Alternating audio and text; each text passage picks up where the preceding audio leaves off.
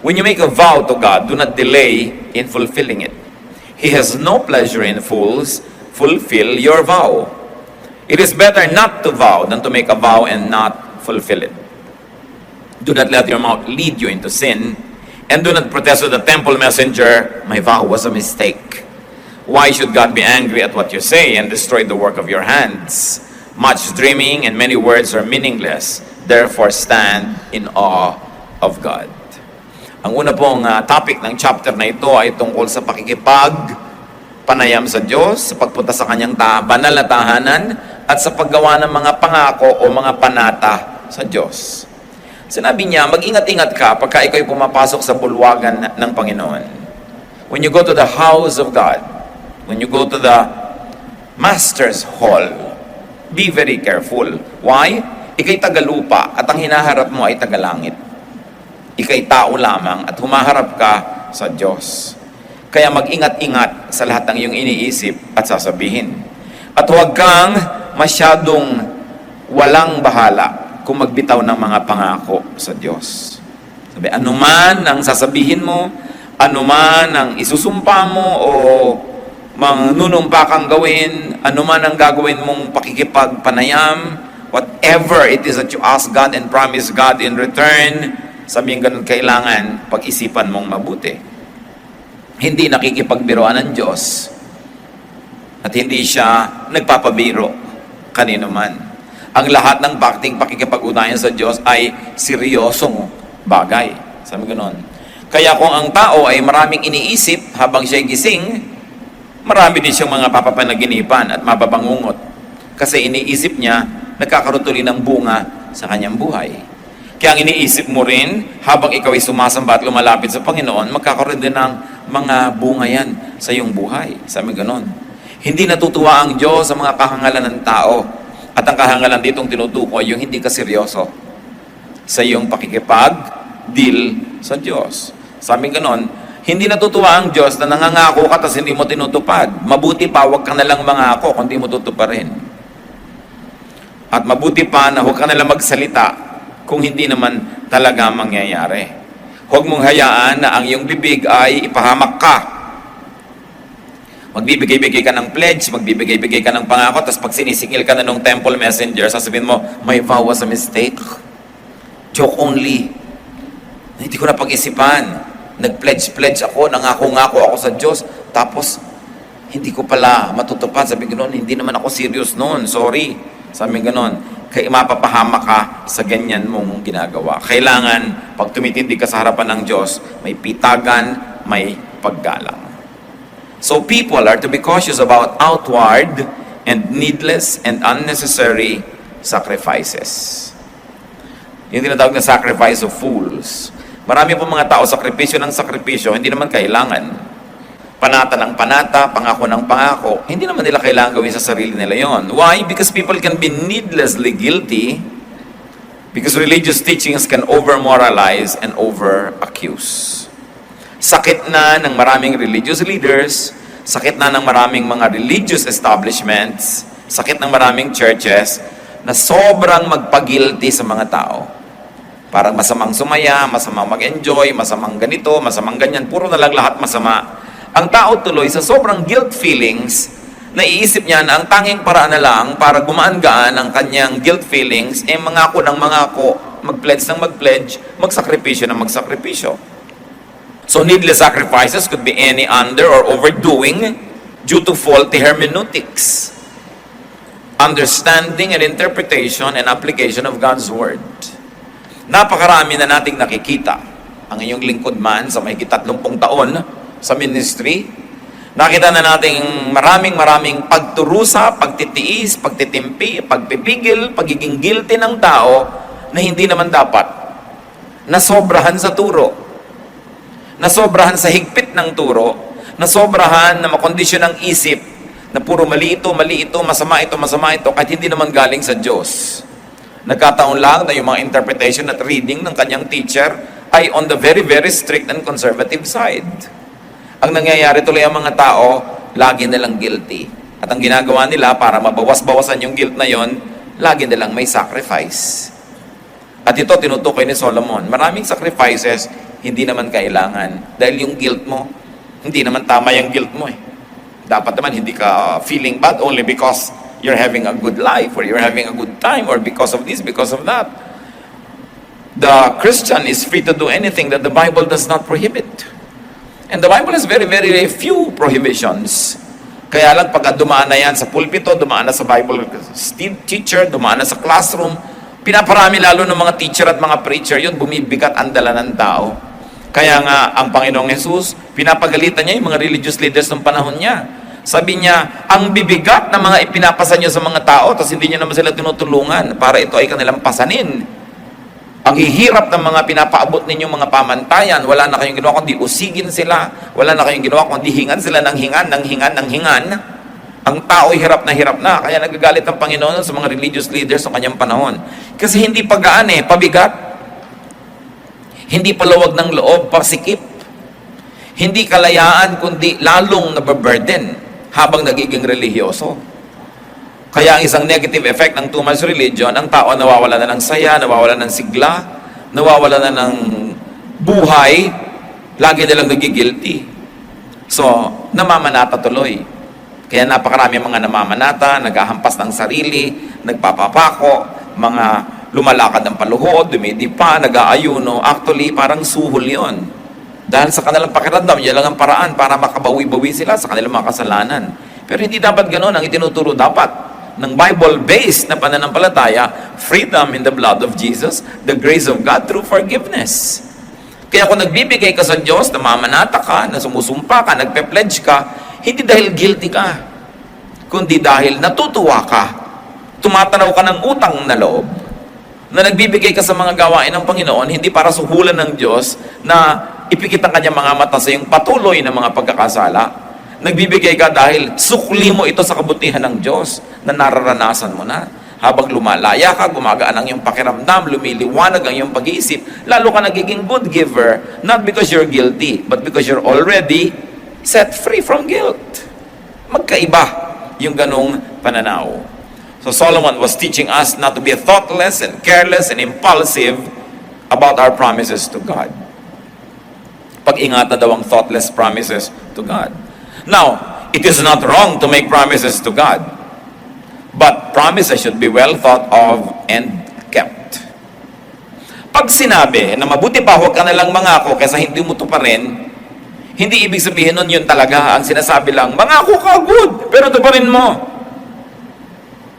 Kesa mangangako ka, hindi mo naman tutuparin. Kasi kung gano'n yung application, edi wala na lang mangangako sa Diyos. Ang Diyos nga, ang daming pangako sa atin Ang dami niyang promises sa atin. Kaya hindi man masama na ikaw din mag-promise ka sa Diyos. Kaya lang, isipin mo tuparin. Make promises to God, but be serious. And then be free from needless and impossible promises. In the Bible, there was a man na ipinangako niya, pag nagtagumpay ang aming giyera, pag uwi ko, papatayin ko bilang offering ang unang sasalubong sa akin. Ang unang sumalubong, ang anak niyang babae. Masama man sa loob niya, pinatay niya, kasi nangako siya Alam niyo kung ba't may ganun pangako? Dahil nung araw, ang unang sumasalubong sa iyo, yung mga hayop. Kasi ang silong ng bahay ng mga tao noon, yung mga hayop doon nakatira, yung mga tao nasa second floor. So pag uuwi ka, usually yung mga kambing, mga unang sasalubong sa iyo, mga alaga mong hayop, kaya ng kanyang kakatayin, i-offer sa Diyos. Nauna ba namang lumabas yung anak na dalagita? It was a needless and an impossible promise. The guy kept it dahil pangako niya sa Diyos, pero hindi ako humanga sa kanya. Dahil in the first place, ba't ka nangako ng ganyan? Siguro inaasahan niyang asawa niya, o biyan na ng unang lalabas, no? Kaya, wala akong magagawa, pangako ko to sa Diyos. Pero yung anak ang lumabas. Ang hirap nang nangyari sa kanyang buhay. A promise is a covenant. It's a contract. It's a bind. Kaya mag-iingat tayo kahit sa pangangako sa tao. Yung mga pinapangako mo, iibigin kita habang buhay. Ano naman paano mo nalaman na hindi magbabago ang pakiramdam mo? Di ba? Hindi pinapangako ang kanyang mga bagay. Sabi mo lang, sisikapin kung ibigin ka habang buhay. Pero hindi ka nakakatiyak na iibig ka buong buhay. Yung magbabayad ako sa'yo sa katapusan. Nakakatatlong katapusan na, wala pa yung pala sa katapusan ng mundo. ang bayad. Kaya pag may nagsasabi siya sa katapusan, itanong mo, katapusan ng Mayo o katapusan ng mundo? Kasi hindi malinaw. A loose tongue often gets its honor in a tight place. Yang laging nagngangako, madalas mapako. So this is a lesson not only in our relationship with God, but also in our human relations. And the lesson is, do not commit yourself too soon. Huwag kayong o agad. Huwag kayong mangangako agad. Kahit sa pag-ibig, huwag kayong makikipagsumpaan agad. Magpapalitan agad ng sing-sing kasi nagbabago ang pakiramdam ng tao. Paano ngayon kung committed ka na? Nagbago ngayon loob mo. Obligado ka ngayon na panindigan yung sinabi mo. Kaya mas mabuti, matuto tayo kay King Louis XIV of France. Si King Louis XIV, tuwing may lumalapit sa kanyang ministro o high government official, may hinihingi, may nire-request, may pinapa-aproban, ang lagi niyang sinasabi, I shall see. I shall see. And it's a very good way to think first. Huwag kayo nag-oo agad. Governor kayo, mayor, manager, president ng company, may-ari ng isang kumpanya, meron sa inyong may request, pirma kayo agad. No, I shall see. Bukas, balikan mo to. Mag-iisip muna ako. Kasi madaming napapasubo sa pagsasabi agad. At ang salita, habang nasa loob pa ng bibig mo, ikaw pang amo. Pero ang salita, pag binitawan mo na, siya na ang amo, ikaw na ang alipin. Tutuparin mo na, susundin mo na yon. Kaya, tuwing merong nagre-request sa inyo, lalo may lumapit, I shall see. Teka, tingnan natin. Kasi, kuminsan, oo ka na, hindi mo palalo yung pasikot-sikot ng buong kwento eh. Yung pala, minanipulate ka, minaniobra ka lang para maka-oo. Ngayon, nung malaman mo na may kabilang side yung kwento, naka-oo ka na sa kanya, paano? Kaya dapat, huwag agad-agad. Liban na lang life and death. Emergency talaga. Pero kung may oras kayo, delay your decision. Ang desisyon na hindi mo pa binibitawan, alipin mo pa. Pero oras na binitawan mo na, ikaw na yung alipin. So in the verses that we have read, a promise to God of offering was being taken back. Nag-pledge siguro itong tao na ganito, magdodonate ako ng ganito, tapos kinukuha na sa kanya nung temple messenger, sabi, it was a mistake. Many people make promises to transact with and to seek favor from God, then not keep them when they get what they ask for. Yan na yan yung mga lulubog na barko na, Diyos ko, huwag lang pong lumubog ito, talagang maglilingkod ako sa inyo. Ngayon, hindi lumubog, paglapag niya sa pier, sabi niya, joke only. Dahil nakatungtong na siya sa terra firma. Lupa na yung tinutungtungan. Yung lahat ng nakasakay sa aeroplano, Diyos ko, magbabagong buhay na po ako, huwag lang kaming lumaglag ngayon. Tapos pagka-landing, ay, joke pala. It happens. Promises should be kept. Because God can destroy everything you have worked for. That is what the verses have said. Pag sinabi mo, Diyos ko, magne-negosyo po ako, at pag pinaunlad niyo po ako, magpapaaral ako ng mga mahihirap, o magpapadala ako ng mga estudyante sa seminaryo, o pag pinaunlad niyo ang buhay ko po, ganitong gagawin ko, ganun ang gagawin ko, tiyakin niyong tutuparin niyo. Because God can destroy everything that you have worked for. Pag hindi siya natuwa sa inyo. Kaya hindi masamang mangako, tutuparin lang. Pero alam niyo nangyayari pag ang mga tao ay matagumpay, o malusog, o masagana, nalilimutan ang mga pangako sa Diyos. Naaalala lang uli pagka sumusuka na naman ang dugo. Naaalala lang uli pagka may sunog o may baha. Naaalala lang uli pag nalulugi o nanganganib. Pagka may mga problemang mabibigat, naaalala uli ang Diyos. Kita nyo, naaalala dahil may kailangan. Iba naman yung naaalala ang Diyos dahil nagpapasalamat at masaya sa Diyos. Sa palagay nyo ba, hindi kita ng Diyos yung pagkakaiba ng dalawang paglapit na yon? Na ang saya-saya ng pamilya nyo, ang ligaligaya ng negosyo nyo, tapos buo kayo nag-church kasi wala kayong problema. Iba naman yung andyan kayo lahat kasi may problema kayo. Sasabihin nyo, wala na tayo yung choice mga anak, alam, magsimba na tayo. Well, natutuwa din ng Diyos kasi hindi naman kayo mag-church. Pero higit naman siyang natutuwa, nandiyan kayo dahil ang dala nyo pasalamat, hindi hiling o hindi reklamo. In any case, mabuti pa rin lumapit kahit nangangailangan lamang. Pero pag dumating naman ang panahon, hindi ka nangangailangan, mas dapat lalo kang lumapit. Kasi umaani ka na ng mga kabutihan ng Diyos. Mas lalong dapat ipahayag ang ating pasalamat. Ecclesiastes 5:3, sabi, as a dream comes when there are many cares, so the speech of a fool when there are many words. What is the idea behind this? That thoughts shape dreams and even nightmares. Thoughts shape hopes and fears. Our thoughts shape behavior and even character. Kung paano ka mag-isip, ganun ka uupo. Yung pag-upo nyo lang, pinapahayag niya kung paano kayo nag-iisip. Ganun ka tatayo. Kung paano ka mag-isip, ganun ka mananamit. Kung paano ka mag-isip, ganun ka kakain. So yung pag-iisip, doon nabubuo ang lahat. Kaya ang tunay na digmaan, nangyayari sa loob ng isip.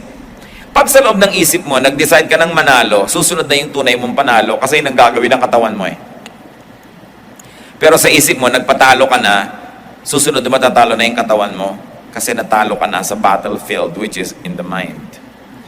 So people can shape their dreams, their sleep, their character by controlling and by directing and disciplining their thoughts.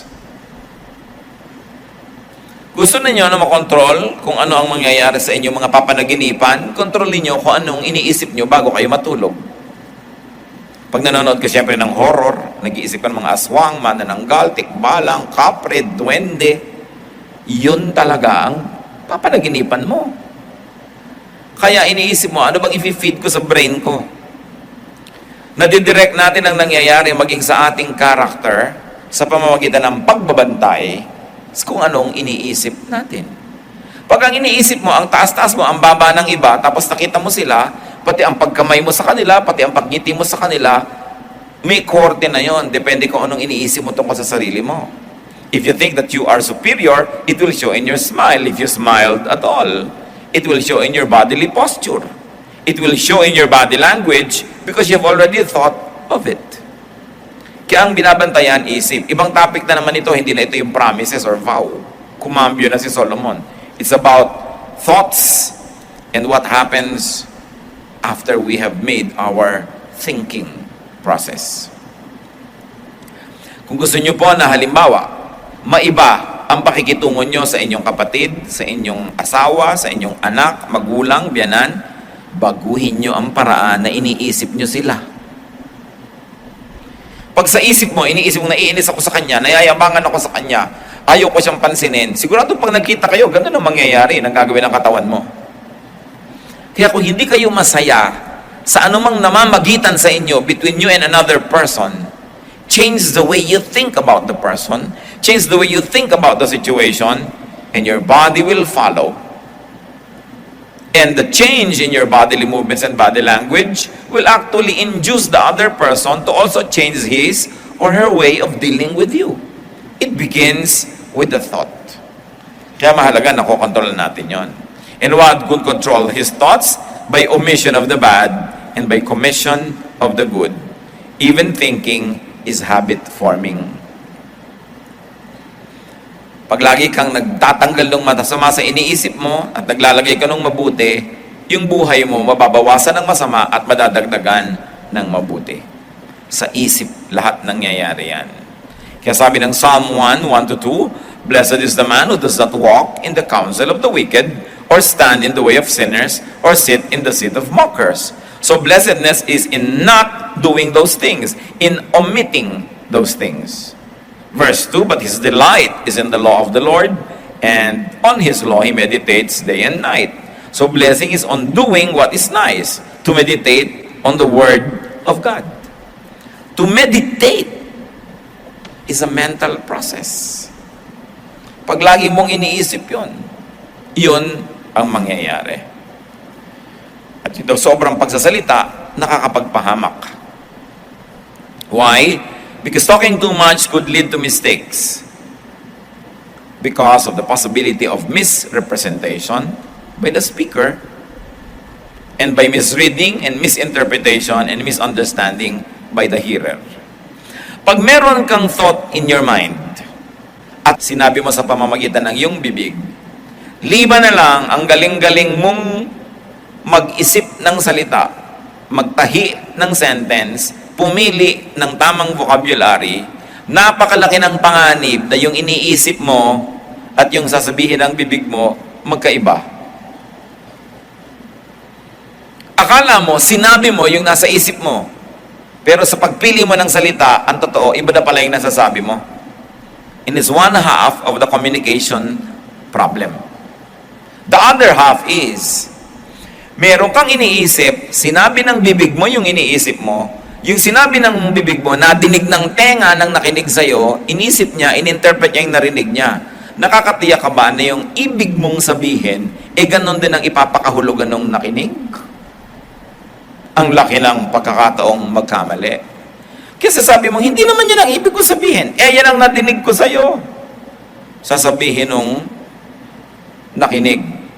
Kaya po maraming away ang mag-asawa eh. Kasi magkaiba ng paraan ng pagsisimbolize ng idea ang lalaki at babae.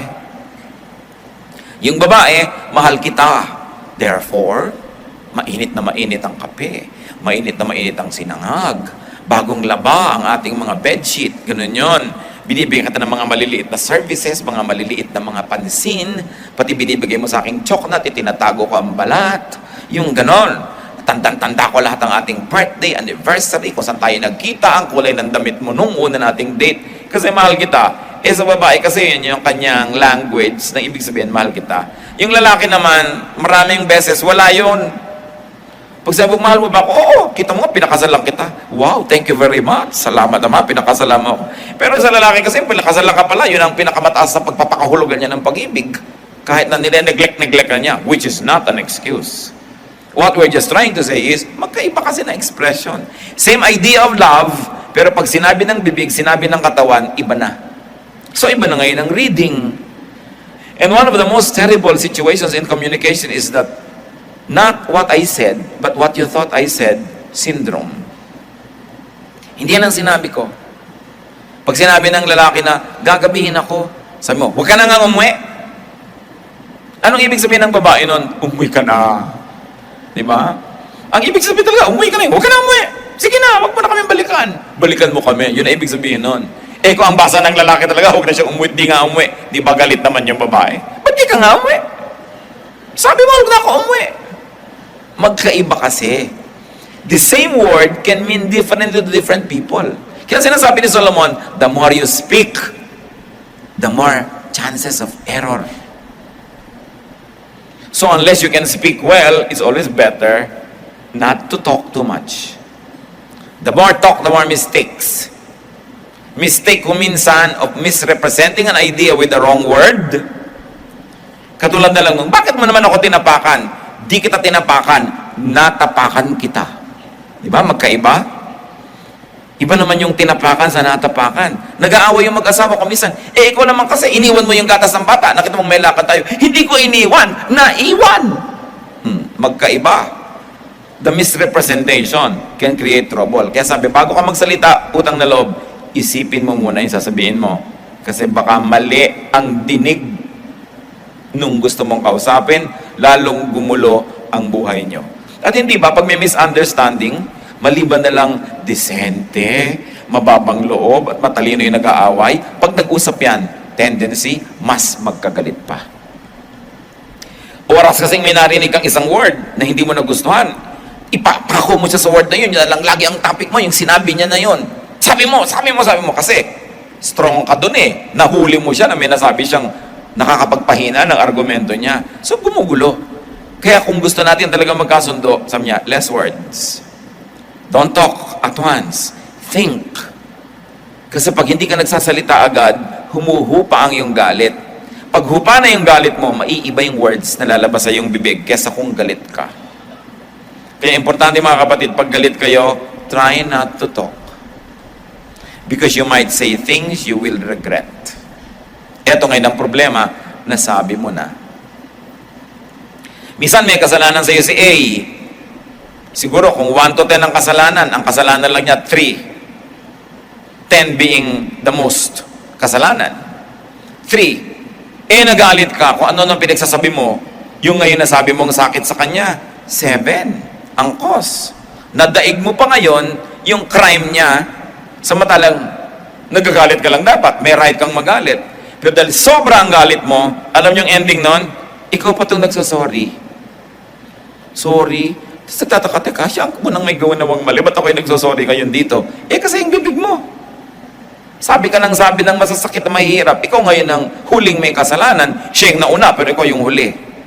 Ikaw ang mas fresh ang kasalanan. Kaya kung hindi ka nagsasalita agad, you have less to regret about.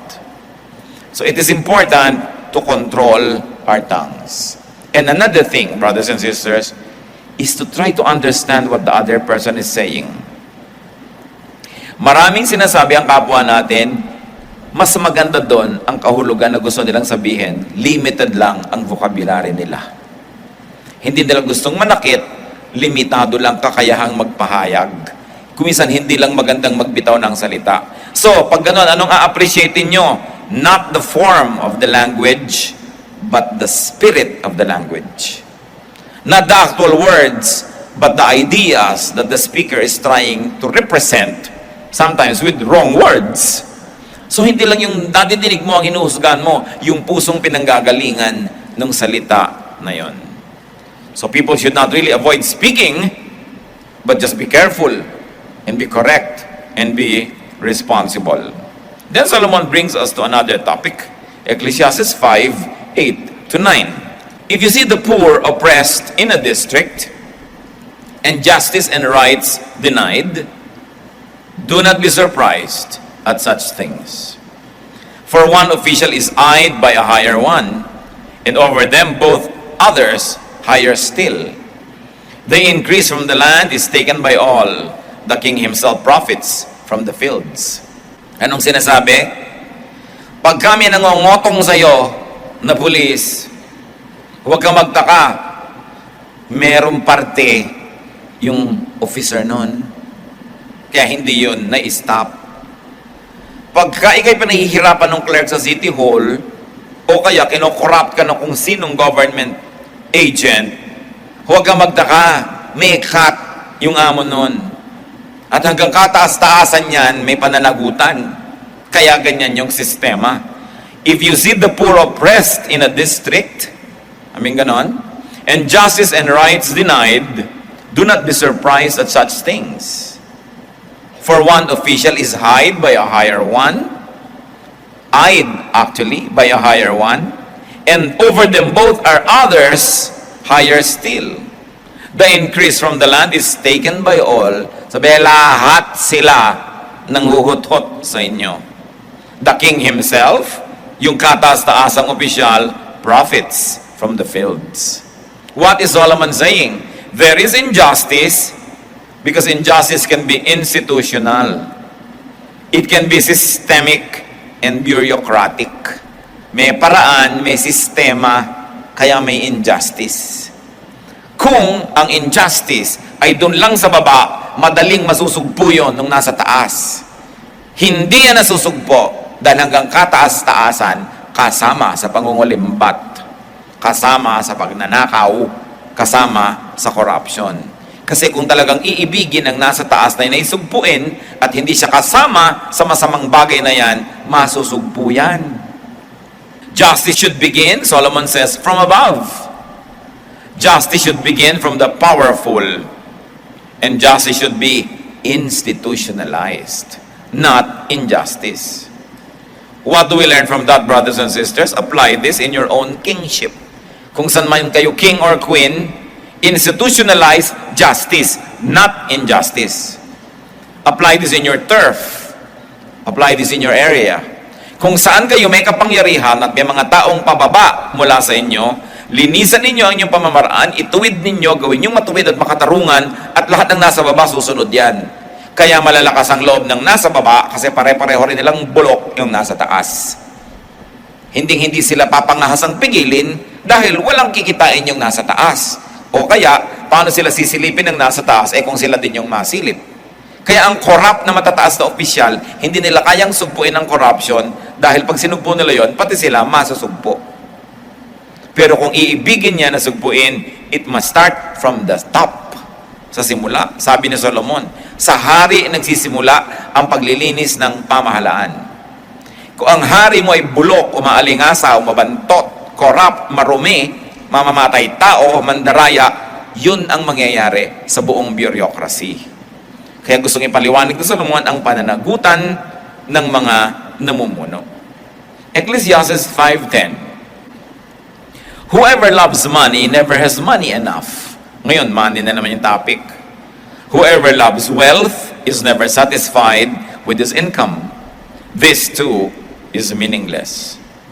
Sinasabi sa atin, it's foolish to love money because you will never be satisfied. You will never have enough. Tingnan nyo mga kapatid.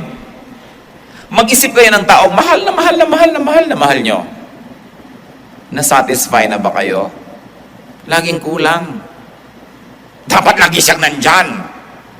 Kahit madalas na, kulang pa. Dapat lagi kanyang naaalala, kulang at kulang.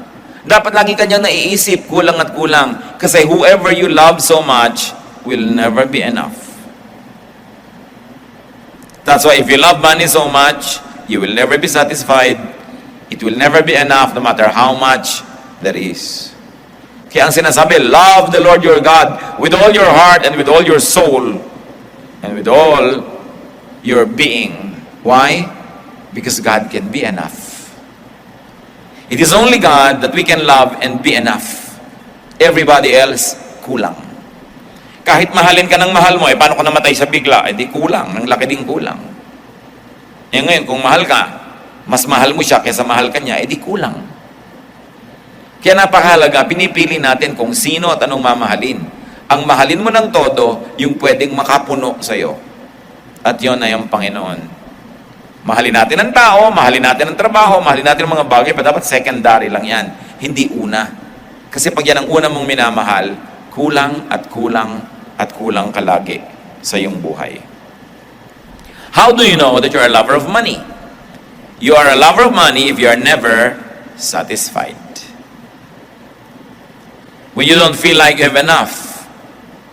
If you don't feel satisfied, no matter how much you already possess, it means you are a lover of money. Yung maraming pera na hindi masaya, naiingit ko minsan doon sa taong konti ang pera, pero ang saya-saya na. Maraming mga company executives, ang lalaki ng mga sweldo, ang lalaki ng mga bonus, pero hindi masaya. Pag tiningnan nila yung karaniwang empleyado, magkaroon lang ng 13th month pay, ang saya-saya na, alam na nila eksakto anong bibilin, talagang alam na nila. Minsan naiingit pa yung mas maraming pera. Buti pati ordinaryong empleyado, alam niya kung anong gusto niyang gawin sa pera niya. Pero ako, ang daming pera, ano nga kayang gagawin ko dito? More money doesn't mean more happiness. Who is wealthy? Not the people who have the most money, but those who make the most out of whatever they have. Yun ang tunay na mayaman. Kung sakasakali na tayo ay madaya at malagay tayo sa sitwasyon na hindi na tayo marunong masatisfy, laging kulang, learn to be satisfied. Learn to be thankful. Pray for contentment and review your relations. Review who influences you. Kadalasan, pag hindi na tayo marunong masatisfy, lagi na lang kulang at kulang, nai-influensya tayo ng mga taong sakim.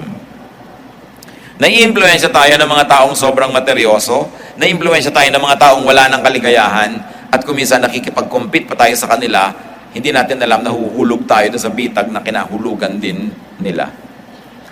When we no longer know how to be contented and happy, we should review our relations. Usually there are people that become our models. People who are never satisfied, people who keep on craving, people who keep on having and getting, but are never happy. Kailangan i-review natin kung sino nakaka-influensya sa atin. Still about money. Bakit nga daw ba trabaho ng trabaho yung tao kahit meron na? Ecclesiastes 5:11. As goods increase, so do those who consume them. And what benefit are they to the owner except to feast his eyes on them? So niya, pag lumalaki ang sweldo mo, lumalaki gastos. Pag dumadami ang pera mo, dumadami ang kamag-anak. Pagka dumadami ang iyong pera, dumadami ang kaibigan.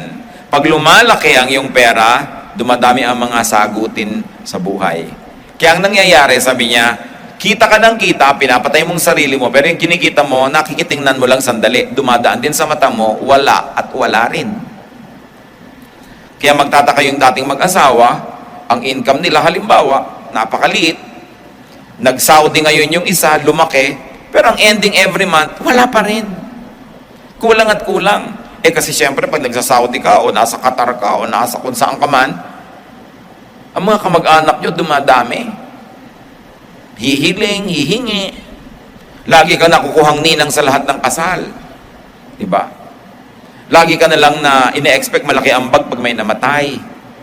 Lagi ka na lang lalapitan ng lalapitan kasi alam nilang may pinagkukunan ka. Kaya ang ending mo, nagkahiwalay kayo mag-asawa, nangungulila kayo, ang lungkot-lungkot nyo, ang daming nakikinabang sa pera nyo, at the end of the month or at the end of 5 years, wala rin naman. Samantalang yung hindi umalis, magkasama lang maghapon dyan, tumataba pa nga. Sa kahihingi, no? Sa kaaasa, sila yung laging may party, sila laging magkasama. Ito naghihiwalay, nasa sacrifice, ang ending kadalasan din naman wala eh. Nakakahikaw sandali pero mamaya nakasangla na, no?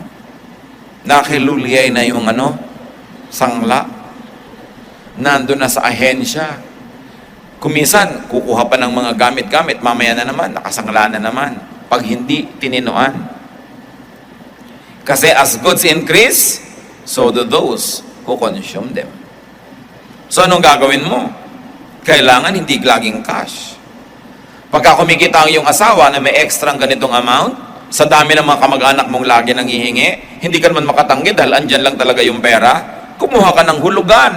Hulugan na bahay, hulugan na lupa. Ay, naihulog ko na. Ako, kahuhulog-hulog ko lang. No? So, next month ulit, naku, naihulog ko na naman. E di ngayon, tumatagal, nakakalupa ka, hindi yung nakapapapak na mga kamag-anak mo. Ganun ang mangyayari niyan eh. Siyempre, hindi mo matiis ang pamangkin mong hindi makapasok, hindi mo matiis yung ganun, si ganyan, hindi naman mauubos yan eh. Dahil tad ang mga kamag-anak nating hikahos. At maglalabas ang lahat sa lunggayan, siya ang nag-alaga sa'yo nung maliit ka, pinaliguan ka niya, etc. etc. Oras na may pera ka na, dumadami nag-alaga sa'yo nung araw. Dumadami ang kamag-anak nyo. Sinabi na sa Solomon yan, and these are the burdens of being rich. The burdens of having more money than others, people expect from you. Kahit lang sa kumpanya, medyo umasenso lang ng konti yung kumpanya, mabili, maraming negosyo, people already expect salaries, increases, bonus. Pero pag nalulugi yung kumpanya, hindi naman nag-aambag yung mga empleyado. Aba, nalulugi, hirap na hirap. May empleyado bang, eto muna po yung hikaw ko, sir. Diba? Gamitin niyo muna. Huwag niyo po muna kaming sweldohan. Pagka hirap na hirap yung kumpanya, sinong empleyado ang nag-aambag? Pero pagka malaki yung kinikita ng kumpanya, lahat gusto magka-increase. Sana, humihingi ka ng increase pag malaki yung kita ng kumpanya at pagka mahina, huwag niyo muna kami sweldohan ngayon. Okay lang. Pero one way. Kaya ang hirap nung umaasenso. Marami pong mga kumpanya gusto magbigay ng increase. Kaya lang iniisip noong kumpanya, kasi naman season na lang, mabenta lang tayo ngayon. Pag in-increase na natin yung sweldo, kahit bumaba na yung income natin, hindi natin pwedeng ibaba uli ang sweldo. Labag na yun sa batas. Kaya kuminsan, uunawain din natin kung ba't hindi nagbibigay. Yung mga tao, pag nakita mo, uy, buti ka pa, nasa abroad ang asawa, oo nga, kulang na kulang ang pera namin. Kasi kung hindi ka nagganon, utangan ka na. Pagka merong lamay, may tumabi na sa'yo, pakwento-kwento, pero bumabuelo lang yun, ha? Tapos meron ka ba dyan? Biglang, patay ka. No, kasi may pera ka eh. So, nahihirapan yun. People expect from you, and people would like to spend your money for you. Gaano karami yung ganon? Yung mga bayaw niya, na mga walang ginagawa, mga batugan, yun ang gumagastos ng pera niya kasi inaabutan ng asawa niya, yung mga nag-a-abroad. Kaya, anong lesson nun? Isipin mong mabuti kung talagang gusto mong kumita ng malaki. Isipin mo kung ano yung bayad. At isipin mo, ang daming manghihingi sa'yo, ang ending din yan, halos wala rin natira sa'yo. Masama ka pa.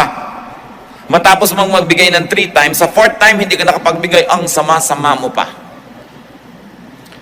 Mahirap umasenso sa ating bayan sa dami ng kamag-anak.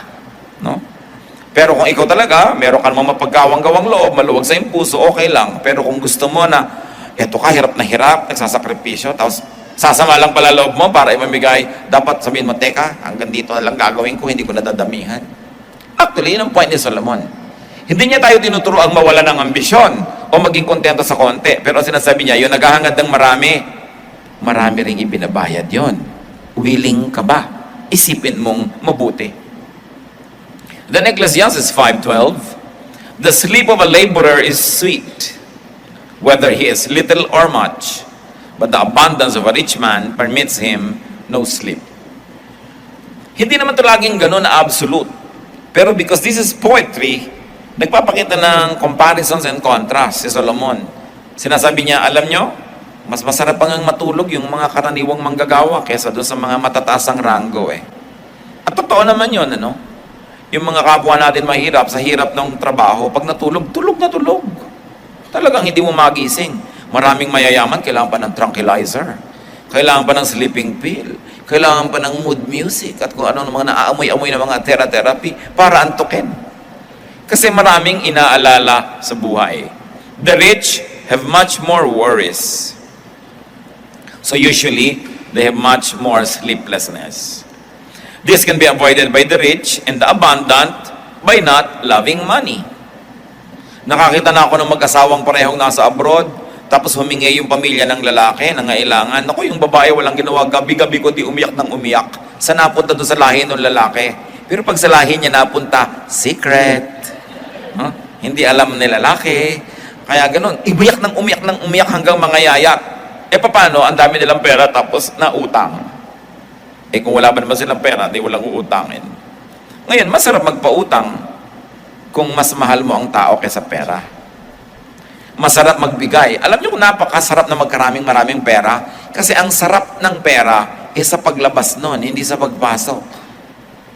Mahirap papasukin ang pera. Pero pag pinapalabas mo, maluwag sa iyong loob, sobrang magpasaya. Kung hindi ka umiibig sa pera. One of the nicest things to do is to give to people when it is in your heart to give. Don't love money, although you may love making money. Kasi challenge, gusto mong gumawa ng business, gusto mong maging fruitful, love making money. But do not love money itself. Kailangan, sabi ni Solomon, makinig kayo sa akin, sabi ni Solomon. Wala nang mas mayaman kaysa sa akin, pero ako nagsasabi sa inyo, wala naman doon ang kaligayahan. Papunta pa lang kayo, pauwi na ako. Wala nang higit yayaman sa akin, wala nang higit narurunong sa akin, so makinig na lang kayo. Sabi ganon, don't love money. Ecclesiastes 5:13-16, I have seen a grievous evil under the sun, wealth hoarded to the harm of its owner, or wealth lost through some misfortune, so that when he has a son, there is nothing left for him. Naked a man comes from his mother's womb, and as he comes, so he departs. He takes nothing from his labor that he can carry in his hand. This too is a grievous evil. As a man comes, so he departs. And what does he gain, since he toils for the wind? Sabi niya, marami na ako nakitang lungkot. Kayamanang inipon, inimbak, binantayan, na ikinapahamak lang ng may-ari. At meron naman mga kayamanan na inipon ng inipon, ang tagal sa isang iglap na wala. Ni walang maipamana sa anak. Yung anak na hindi nabigyan ng oras, hindi na alagaan, hindi nabigyan ng pansin because you're making money, tapos naubos din bigla yung pera, wala ka nang maipamana sa future, wala ka pang matingnan na lingunin sa nakaraan na maganda nyo naging samahan. Dahil naubos lang ang pera mo, kakahanap, ang oras mo, kakahanap buhay. So wala at wala rin. Sabi ganon, ang taon man ipinapanganak na hubad, ililibing din siya. Mamamatay din siyang walang dala. Ang point ni Solomon, huwag niyong ubusin lahat ng oras at lakas sa pagpepera lang, sa paghahanap buhay at pagpapayaman. Marami pang ibang dapat gawin sa maiksing buhay na ito. There must be proportion. Yes, we need to earn. Kailangan maghanap buhay para magkaroon ka ng buhay. Pero hindi ka nabubuhay para maghanap buhay. Naghahanap buhay ka para mabuhay. So that you will get a life. But you don't live to look for a living. So the other perils and dangers in being rich, riches don't always do people good. Hindi napapahamak dahil yumaman. Dati, isa lang ang TV nila, nanonood ang pamilya, magkakasama sa sala, masaya, may unity, may bonding. Nung yumaman, tigitigis ang kwarto, tigitigis ang TV, hindi na sila magkita-kita. Nagkahiwa-hiwalay ang buhay. Kumisan may blessing yung kapos dahil lagi kayong magkakasama. Sabay-sabay yung kayong kumain dahil isang gilit ng bangus yung kakainin nyo, kailan nandun lahat, sabay-sabay. Pero pagka marami na kayo, nagkakanya-kanya na, may pagkakahiwa-hiwalay. May disadvantage din yung maraming pera. Kita nyo kung sinong magaling magmahal sa magulang? Yung laki sa hirap. Kesa yung laki sa sarap. Nagtataka ko, marami tayong mga kasama sa bahay, 11 pa lang, 9 pa lang, umalis na sa probinsya nila para mamasukan. Pero hanggang 35, 45 years old na, buwan-buwan walang palya, nagpapadala sa magulang. Samantalang nakasama lang ng magulang, wala pang 10 taon, puro hirap pa. Pero bakit mahal-mahal ang magulang? Kasi kasama sa hirap. Maraming mga laki sa layaw, yan ang mga walang utang na loob eh. Sobrang sarap ang buhay, hindi sila nagising sa hirap ng buhay, hindi sila marunong makisama o makiramdam sa naghihirap, kaya sariling magulang na naghihirap, manhid pa rin sila. Wala, hindi pinapansin. Kasi laki sa sarap. I challenge you, think of people you know, mga mabubuting anak, 99% laki sa hirap. Kadalasan ngayon, mga binubugbog pa ng magulang, mga binubusan ng mga kumukulong tubig, sinisindihan, inuhulog. Yun ang mapagmahal sa magulang. Hindi ko naman sasabing gawin nyo sa mga anak nyo para mahalin kayo. Pero obserbahan ninyo yung laki sa hirap. Sino ang masarap makisama? Yun din laki sa hirap. Sino ang malakas mag-tip sa mga restaurants? Mga kapatid, hindi yung mayayaman. Yung laki sa hirap na nagkaroon. Kasi alam nila yung iniisip ng waiter. At kung dati silang waiter, alam nila yung asawa nun at mga anak, walang inabangan kundi, nakatip ka ba, daddy? Magkano na tip mo? Wow, makakapag-SM tayo bukas, nakatip ka. Pero yung mga laki sa mayaman, akala nung mga donya, bigyan lang kanila ng 30 pesos. Kasyang-kasya na sa'yo, kasi kasya sa kanila yan, sanay sila dyan. Hindi sila sensitive. Kaya titingnan din nyo kung paano pinapalaki ang mga anak, sa sobrang luho ba? Paano niya mababasa yung mua? Kaya, sukdulang patayin mo ako, kailangan hawak ko ang cellphone ko kasi nag-expect ako ng text ditong, eat ka na. Wala namang kakwenta-kwentang mensahe, nagpapakamatay sa cellphone. No? So, napapahamak. Riches can't be taken beyond the grave. Tingnan nyo sa archaeology, mga pharaoh, mga hari, mga reyna, ang dami-daming dinalang kayamanan, kaya ngayon mga libingan nila, ninanakawan, hinuhukay. Kasi sa dami ng kayamanan doon. Kung wala kang kadala-dala, you will rest in peace. Pero dahil ang dami nilang dala, eto ngayon, nadala nga ba nila? Di ba pruweba? Hindi. Andun pa rin sa ilalim ng lupa. Kung hindi nanakaw ng iba, pupunta sa museo. Ngayon, kung sa buhay mo, para ka lang magkaroon ng marami, nakipagkagalit ka sa mga mahal mo sa buhay, lumayo ang loob nila sa'yo, na-isolate ka, hindi ka sumaya, puro kahirap, ang dami mong na-accumulate, hindi mo naman madadala sa kabilang buhay, hindi ba kahangalan? Kaya dapat iniisip. Ecclesiastes 5:17, all his days he eats in darkness, with great frustration, affliction, and anger. Nakikita natin yung hirap pag sobra kang sumisikap magpayaman. Ecclesiastes 5:18-20. Then I realized that it is good and proper for a man to eat and drink, and to find satisfaction in his toilsome labor under the sun, during the few days of life God has given him, for this is his lot. Moreover, when God gives any man wealth and possessions, and enables him to enjoy them, to accept his lot and be happy in his work. This is a gift of God. He seldom reflects on the days of his life because God keeps him occupied with gladness of heart. So niya, pero alam niyo, kung gusto kayong pagpalain ng Diyos, pwede rin naman kayong yumaman eh. Kung talagang gusto ng Diyos gawin niya sa inyo. So niya, alam niyo na pag-isip-isip ko pa, ang pinakamabuting gawin ng tao, kumain, uminom ng masarap, at enjoyin ang bunga ng kanyang ginagawa. Alam nyo kasi ang tinutukoy ni Solomon dito ay walang inisip kundi mag-impok ni ayaw gumastos. Walang inisip kundi mag-save ng mag-save, kumita ng kumita ni ayaw magbigay. So alam nyo, pag meron kayong kinita, enjoyin nyo.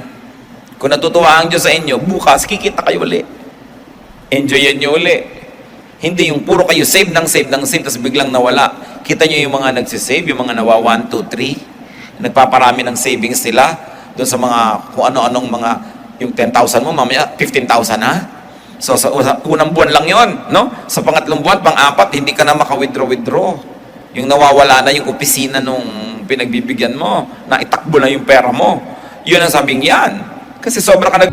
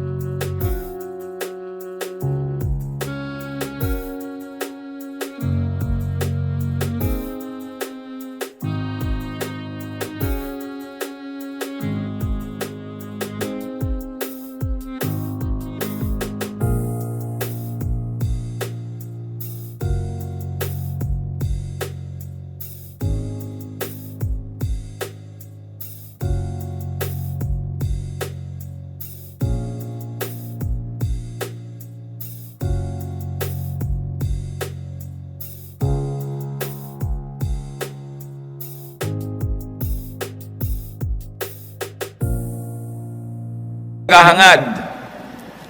Bato-bato sa langit ang tamaan, mag-isip. Ang mga nawa 1, 2, 3, yun naghahangad kasi.